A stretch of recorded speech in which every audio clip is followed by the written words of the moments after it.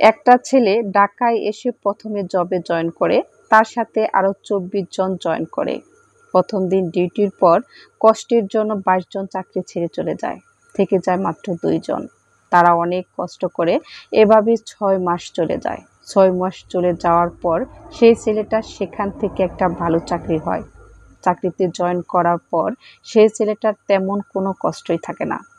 যে বন্ধুগুলো সেই সময় চাকরি ছেড়ে চলে গিয়েছিল, তারা পরবর্তীতে অনেক জব নিয়েছে, কিন্তু এখনও তারা সেই অবস্থায় আছে। একটা জব নিচ্ছে আর ছেড়ে দিচ্ছে, ভালো কিছু করতে পারেনি। তাই কাজের জায়গায় মনোযোগ দিয়ে কাজ করার চেষ্টা করুন, এক জায়গায় টিকে থাকার চেষ্টা করুন। যেখানে আছেন সেখান থেকেই ভালো কিছু করতে পারবেন, যদি আপনি টিকে থাকতে পারেন। পুকুরের পানি আমরা সবাই পছন্দ করি, কিন্তু খাই কয়জন? কেউ খাই না। ঠিক তেমনি বিবাহিত নারীকে সবাই পছন্দ করবে, কিন্তু সম্মান দেবে কয়জন? আর এই ঝামেলাটাই করে ফেলে অধিকাংশ বিবাহিত নারীরা পরকীয়ায় জড়িয়ে। তারা মনে করে কে একজন তাকে সুন্দর বলেছে, কে একজন তাকে দারুণ আকাঙ্ক্ষিত বলেছে, এবং এই কারণে তার স্বামী, তার সন্তান, তার সংসার ছেড়ে নিরুদ্দেশে যাত্রা শুরু করে। কিন্তু ঝামেলাটা কী হবে জানেন? ঝামেলাটা হচ্ছে কয়েকদিন পর ছুঁড়ে ফেলে দেবে, ব্যবহার করে ইতিমতো ডাস্টবিনে ফেলে দেবে।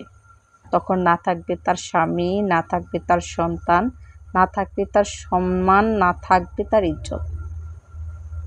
ঠিক পুকুরের মতো। আর এই সুযোগটাই আমরা করে দেই বিবাহিত নারীরা। একজন দরবেশ রাস্তা দিয়ে হেঁটে যাওয়ার সময় একটা স্বর্ণমুদ্রা পেল। সে চিন্তা করলো, আমার তো এই স্বর্ণমুদ্রার দরকার নেই, একটা গরিব মানুষ পেলে তাকে দিয়ে দেব। এই বলে সে সামনের দিকে হাঁটা শুরু করলো। কিছু দূর যাওয়ার পর সে দেখতে পেল এক বিশাল সাম্রাজ্যের রাজা তার দলবল নিয়ে কোথাও যেন যাচ্ছে। রাজা তখন দরবেশকে দেখতে পেল। হুজুর, আমাদের জন্য দোয়া করবেন, আমরা যুদ্ধে যাচ্ছি। তখন দরবেশ রাজার হাতে ওই স্বর্ণমুদ্রাটা দিয়ে বললেন যে, রাজামশাই, এই স্বর্ণমুদ্রাটা রাখেন।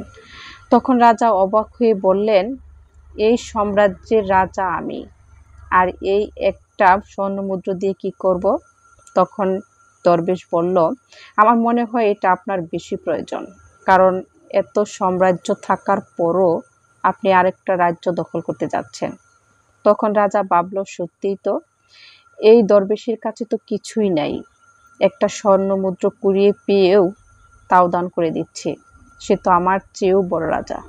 তাই যার কাছে যা আছে তাই নিয়ে সন্তুষ্ট থাকা উচিত, বেশি লোভ করা ঠিক নয়। ধন্যবাদ।